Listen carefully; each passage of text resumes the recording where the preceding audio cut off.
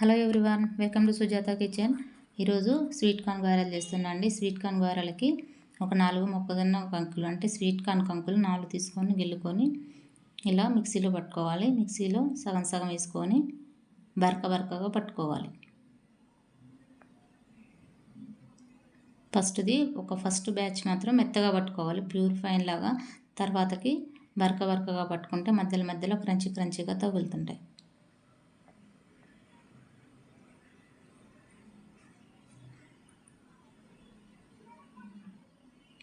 చూడండి, పచ్చిమిర్చి కారానికి సరిపడినంత పచ్చిమిర్చి,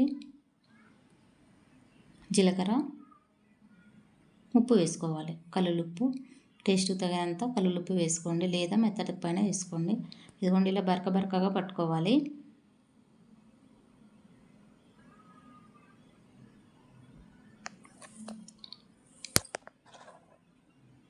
పట్టుకున్న తర్వాత పెద్దవి 3 ఉల్లిపాయలు కట్ చేసుకొని సన్నగా కట్ చేసుకొని వేసుకోవాలి. కరివేపాకు వేసుకోవాలి. పుదీనా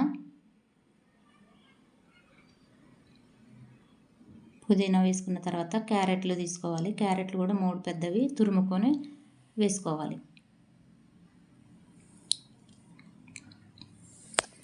ఇందులోనే శనగపిండి 1 టేబుల్ స్పూన్ శనగపిండి 2 వేసుకున్నా, సరిపోలేదనేసి మళ్ళీ వేసుకున్నా అండి. నేను 3 టేబుల్ స్పూన్ల శనగపిండి వేసుకొని బియ్యపిండి కూడా 3 టేబుల్ స్పూన్ల బియ్యపిండి వేసుకోవాలి.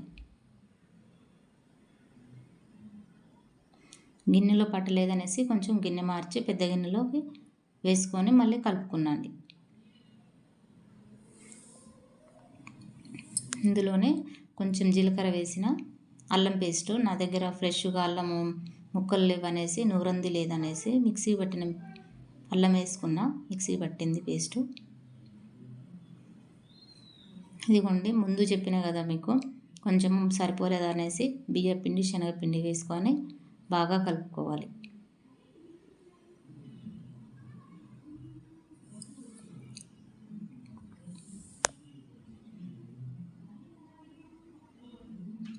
మీరు ఒకసారి ఇలా ట్రై చేసి చూడండి. స్వీట్ కార్న్ గారెలు చాలా బాగుంటాయి. అదిగోండి, చేతితో ఇలా రౌండ్గా అంటే మనకి గారె చేతికి అంటుకోకుండా లోపు పడుతుందంటే కళాయిలో మంచిగా వచ్చినట్టు, పిండి సరిపోయిందని అర్థం అండి.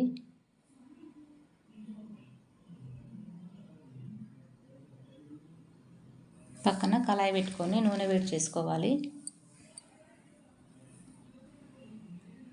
అది అన్నీ అలాగా వేసుకోవాలి.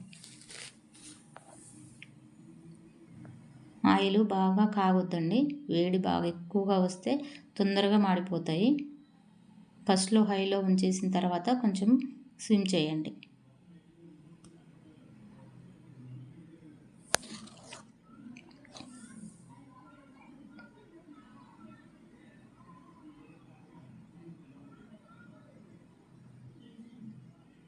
అన్నీ అలాగే వేసుకోవాలి గారెలు.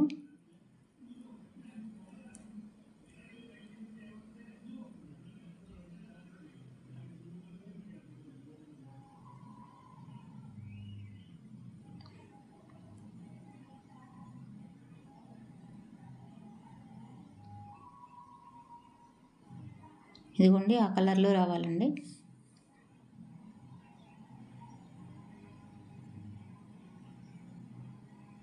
చూడండి, ఇదిగో ఈ కలర్లోకి వచ్చినాక గారెలు తీసుకోవాలి, బయటికి ఒక ప్లేట్లో వేసుకోవాలి.